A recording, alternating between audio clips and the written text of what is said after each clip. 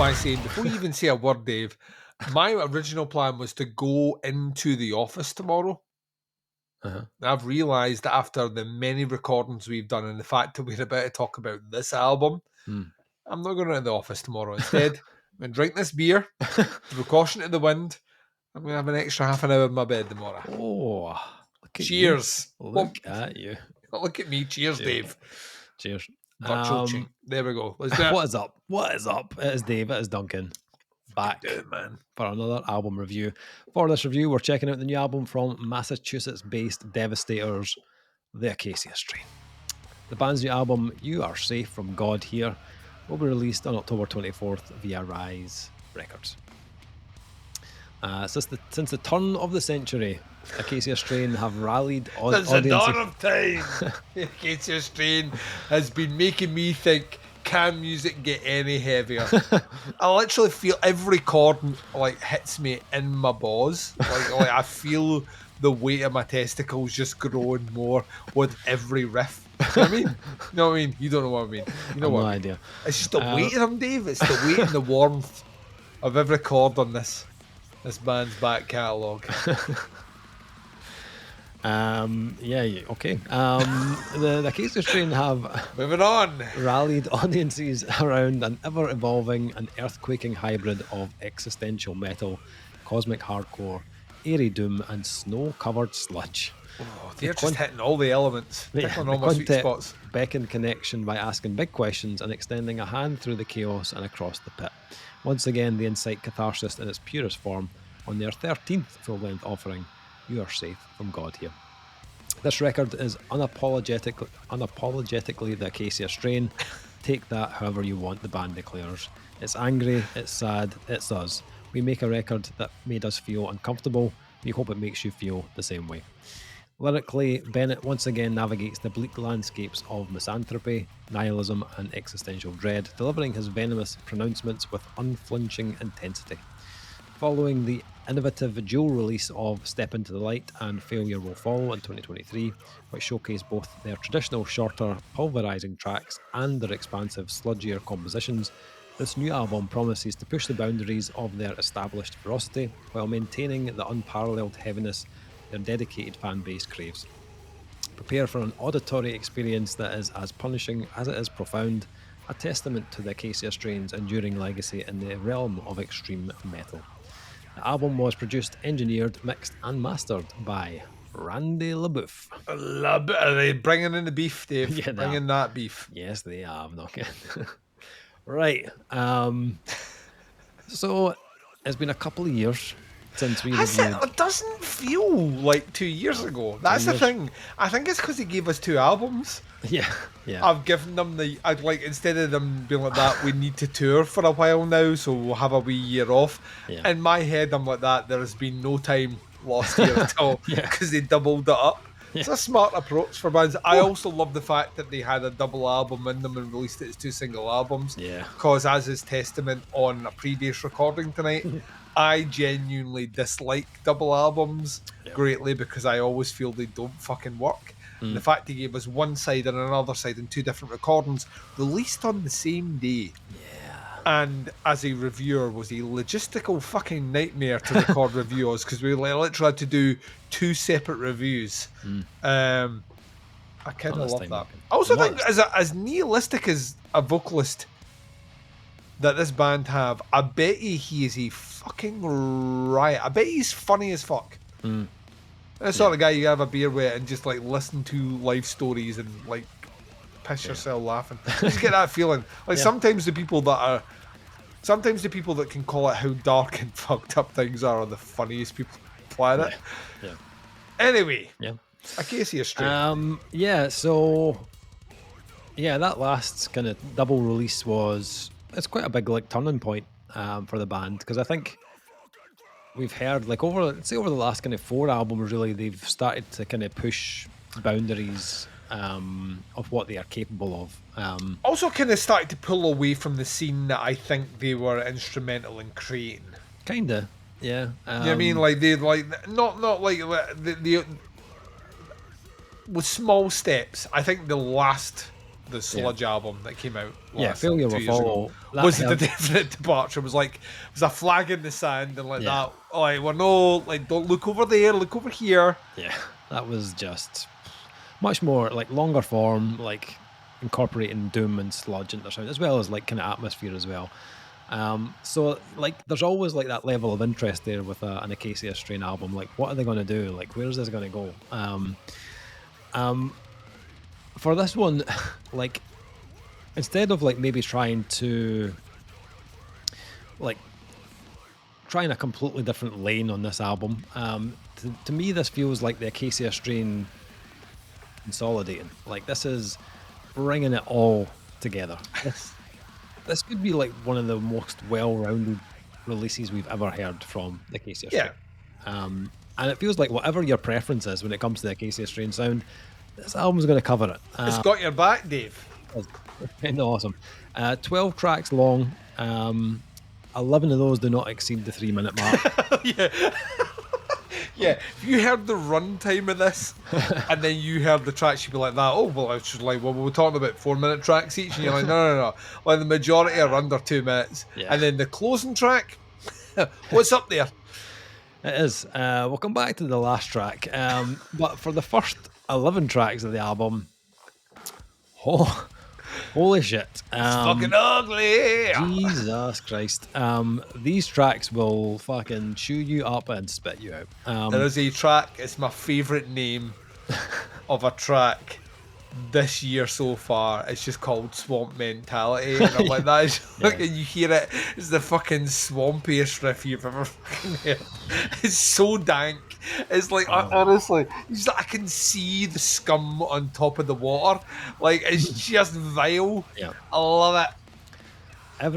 Every track on this album just comes at you in the most vicious way possible. Like, it has, like, firstly, actually, such a dense kind of soundscape to this album. The production by Randy LaBeouf. Randy LaBeouf, right? That's right. LaBeouf. The beef is nothing other than pulverizing. Like, every instrument has its place in the kind of the overall onslaught of this album. And the very first track, Eucharist 1 Burnt Offering, opens with the girthiest bass tone you have ever heard. Like, I was instantly like, oh my, like, if that's the bass tone, because it comes in on its own right at the start, what's the guitar going to sound like on this album? Monstrous is the fucking answer, because the guitars are just ripping. Like, but I also think it's partly to do with the combination of the two, of the bass and the guitar together, that makes it just utterly soul destroying. And you, like, the guitars are colossal, right? But you can hear every note of the bass behind them. It's just like this perfect combination of like sludge and hardcore all kind of rolled into one. There's a the midway mark. There's a track called "I Don't Think You're Gonna Make It," and it's like boom. It's like the cheekiest riff. It's the cheekiest. I swear to God, it's the cheekiest Acacia Strain like riff ever. It's like boom, boom. It's like Jaws. It's like boom, boom, and he's like boom, boom. Boom, boom, but it's so that boom boom that kicks in is so fucking heavy. It's like, and it's like you mentioned, it's that thick guitar, but it's a huge sounding bass just nestled underneath it. Going like that, we can do this all day, and that's fine. They do, like the first 4 tracks of this album just steamroll you, like tons of switches, dissonant grooves, like switching up the tempos into those kind of like hardcore kind of gallops. Like, there's like sludgy dirges, there's pinch harmonics, there's like little touches of like death metal blended into the kind of sludge and hardcore stuff that gives this a slightly more like extreme delivery. It's really varied, but the blend they've captured on each track is just sounds seamless. Like, it never feels like we're just jumping from one genre to the next. Like, the way they've crafted this and the way they transition it is so well done on this release. Track 4, The Machine That Bleeds, like, it's an absolute devastator. Our track is like built for damage, and it comes out of the gate like swinging Also features a couple of guests on it, Brody King and Colin Young. So like you've got a really cool like vocal kind of variation on it. As the track gets into the second half and they start like really adding in the bends, there's these really big kind of bendy groove riffs on it. It's so fucking heavy. But at the end of the track, they start to like feed in some of this kind of atmosphere that we heard on Failure Will Follow. And it's kind of like a little bit of a taster, like just at the very end, and it sets up the next track, Morning Star, which is still like brutally heavy, but also has this, they go full on with the kind of full haze of like this gloomy atmosphere just kind of floating right through the track. whole middle sections. So I'm really glad to hear that they didn't drop that, because the mood that it adds to those tracks is just unbelievable. It also kind of helps separate things out as well as you're going through the album. Vocally though, I think like this is top tier Vincent Bennett. Like not only do the lyrics paint like the most kind of grotesque pictures at times, and you don't need a sheet in front. Like we were speaking you about don't. this here. Like for someone that sounds as savage as he does, you literally can pick out, and you're like, it's just fucking noise. Whatever. Like, people that are not metal, like, it's fucking hell. I don't know. You make out every fucking word. It's enunciated. Yeah. Perfectly. I think that track you mentioned, I don't think you're going to make it. Oh god. That opening lyric, that when I open my wrist as I lie in the dirt, the ice in my veins will freeze the fucking world. That lyric was just like gave me goosebumps. I was like, oh my like, holy fucking god. shit. With that big riff over the top. Oh, Jesus Christ. But his vocal delivery and I feel like his range is just kind of like broadened again on this release. It's like growing into his voice, and you don't get that in this genre. You don't get, like, you mature as a vocalist for sure, but you tend to find that what all it does is strengthen the range that you have. Yeah. Realistically, the older you get, your range doesn't get higher. Like, if anything, gets deeper, because our voices get deeper. Like, that is just the way it is. Yeah. Like, he has somehow found he's found a level above what he had, which, like, you don't get. Yeah. Yeah. Some of the high end stuff is like, it's like almost like any further and you'd be in like black metal territory. It's crazy, man.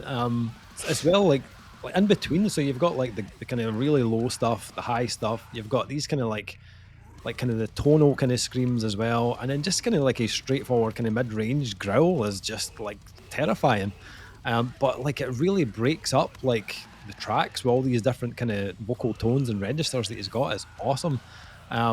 Yeah, I like that track in the middle was killer. I loved track 6. That was just one of the highlights for me. And like you said, like you don't need a lyric sheet with this. You can make out everything, pretty much everything he's saying.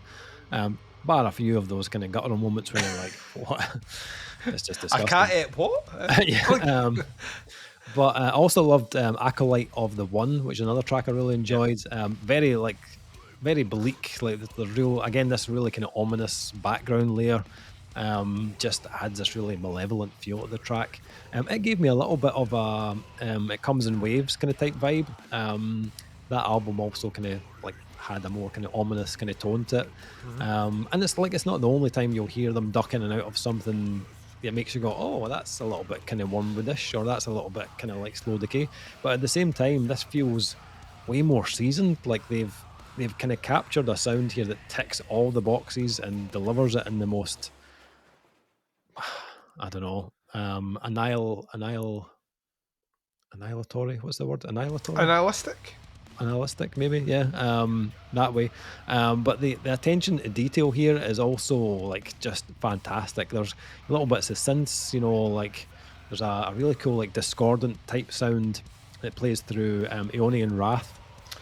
And there's that back half of that track is like it's like, to me, it's classic Acacia Strain. It's just like that riff is fucking ugly. Yeah, it's like the end of the world. Holy Moonlight as well. There's like a kind of like siren kind of type sound on that track. It's a synthy siren. Yeah, I was like, is that guitar? Is that synth? I'm not entirely sure, but like it gave me the fear. Like when it went off, I was like, oh fuck, should I like vacate the building or something? Like what's fucking going on? The Big Davey's bunker. Yeah, his vinyl bunker. It's just his vinyl room. There's also like little samples here and there, just like to add like a finishing touch to a track, but I feel like every track had a moment. Like every track had like a section or a riff or like a rhythm switch or something in the background that just caught my ear and was like, oh man, that's so fucking cool. And then as you get towards the end of the kind of the album, the last few tracks, you can hear they gradually start to include like slightly more doomier tones. Yep. There's still a couple of quick breaks, but tracks 10 and 11 do slow down somewhat, which then obviously sets you up for the grand finale of Eucharist 2 Bloodlust. 14 minutes of a day. 14 fucking minutes. And that just drags you into like that doomy sludge sound that really kind of dominated Failure Will Follow. And it's kind of like being led to your death, that track. Like, it's so fucking heavy. There is a kind of medieval to the guillotine or the gallows sort of feel, like someone in a cloth hood is taking you up a flight of stairs while people are pelting you with fucking tomatoes and rotten vegetables because you're about to die. But like that track, it's fucking awesome. Like It's really good. it has like a kind of, it's got a kind of dirge kind of feel. Like there's a kind of sadness about it, which I think there's some nice clean sections which kind of heighten that as well. But when it hits the kind of like 8-minute mark, might be the most abominable thing I've heard all year, Duncan. Like, if I told you my soul escaped my body... It's because the moment right before it is clean and ethereal and almost choral. There's a kind of church choir vibe about it. Yep. Like, right before the gates of hell legitimately open and you are fucked to death with your headphones. Like, that ending is just absolutely killer. I mean, this is like just an uncompromising sonic assault. Like, and I think this album just solidifies this band's like reign as titans of the extreme music. Like this album will be the reason your neighbors file a public noise complaint. It is ridiculous. If your neighbour has a party that goes on at 3 a.m. that keeps you awake, this is what you play at 6 when you wake up. Speakers turned right at their fucking wall. Yeah, I had a ball with this. Like, I'm a big Acacia Strain fan, and I love what they've done on the last 2 releases. This one feels like it's all came together, and it's just fucking unbelievable. What'd you think? Yeah, like this, like... So when we did those 2 previous albums, right, my thing was, my view on the traditional Acacia Strain album was it's fine, it's nothing that I haven't heard before, it's definitely on brand, so it gets the score I would give the on brand Acacia Strain album. And then they had that Sludge album. I was like, this is fucking, for me, top tier. Let's throw all the awards at it and all the points. Somehow they've managed to weave both in here and create something new, which isn't just a replication of what they've done before, but at the same time is almost building on everything they've done before. Like, I mean, to me, I'd always been of the opinion up until the previous Sludge album that Wormwood for me was always it was always the top tier. It was the album that was impeccable. And then they gave me a Sludge album and was like, fuck Wormwood. This is where I am now. And here we are with essentially an album which I think shows the band at their most diverse without sacrificing anything. So they're not like, this whole release is doom or this whole release is, like, they give you so much here in the realms of extreme music without necessarily feeling like they've abandoned anything they've done before, which is a huge achievement. I think vocally this is the best the Acacia Strain have ever sounded. I love every nuance to the range that you get here, and as we've remarked on, the fact you can audibly make out what he's screaming about is incredible. Like, but I can't do that. An ongoing joke was back in the day when we were in a band is you literally, I think everyone in the band had a different version of what I was screaming about, and none of them were right. To be so enunciated and crystal clear and have that presence and power and tone, And the range that he's bringing to this now is really exciting, because there's now elements where I'm like that, well, you know, if they decide to go slightly more blackened, you can handle it. If they decide to go slightly more like kind of deathy corey, they could do that as well if they wanted to. But like, and you mentioned it right at the end there, the exciting thing is the Acacia Strain are still the exciting band from that group of bands that came out with that sound, and they were back then. Right, let's be honest. Of the bands, of the Amours and all the rest that came out at the same time as Acacia Strain, Acacia Strain were doing something a little bit different. The way I would liken to, they are essentially the Deftones of their genre. You know what I mean? And that they somehow managed to stay one step ahead of everyone else, and remarkable enough to the point that you genuinely go into an Acacia Strain listening, like excited to see what the, you know, what does this year bring of it. The twists and turns on this are phenomenal. The like Blood Loss, the closing track on Eucharist Part 2, it's fucking incredible. It's like absolutely incredible. It closes in a way where I was just like, that like synth sound in the background and those like fading out, the like fucking mega fuck ton heavy riffs, and his screamy vocals, just like in, like Chef's Kiss good. The whole composition of that 30-minute track, like Acacia Strain short form is deadly. Acacia Strain long form is fucking incredible.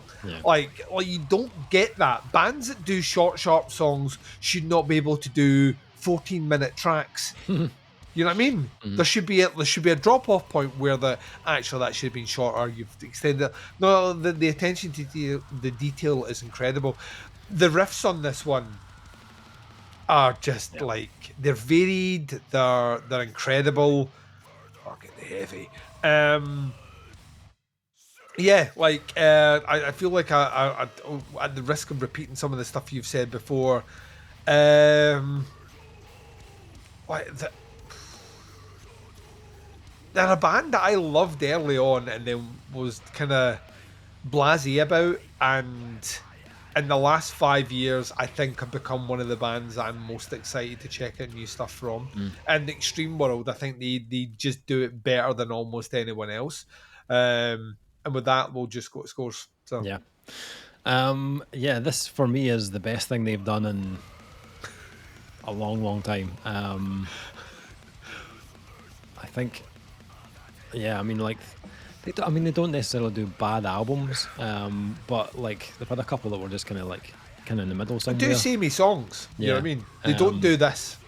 No, they don't. This is definitely their most kind of comprehensive release so far, and it's the most crushing thing I've heard from them, as far as I can remember, to be honest. It's a 5 for me. I thought it was fantastic. Like like sweeties tonight, Dave. like fucking sweeties. Just giving them out. I will rinse this album. Like this is so good. An album I could just jump into any time, to be honest. Loved it. 5 for me. Duncan? This is my third 5 tonight. In a single recording session. October is fucking me so hard, and it is not calling me nice names while it does it. Like I'm with you on this one. As much as I thought that previous Sludge album had given me like something that I was like, well, unless this is their new genre, they're not. This tops it. This is my favourite thing the Acacia Strain has ever done. Yeah. I think with that last album, so varied, man. It's so like they've managed to capsulate all that stuff that you get from other releases that you really like, but maybe not the full length of the album. They managed to bring all those elements in and somehow make them better, along with the new stuff that they have in their arsenal. They are genuinely one of the most exciting extreme bands on the planet right now. Yeah, for sure. You Are Safe From God here, out on October 24th on Rise Records. Check out the links to the band, the pre-order, one of the singles. This is nuts, man. Let us know what you think. Once you've had a listen to the album, happy to hear your thoughts and opinions on it. What do you think? Where does it rank in the Acacia Strain back catalogue? Would love to hear it. That is a review. Thank you for checking out. We'll be back with another review very soon, but until then, take care. Catch you on the next one. Bye, everyone. I lost control!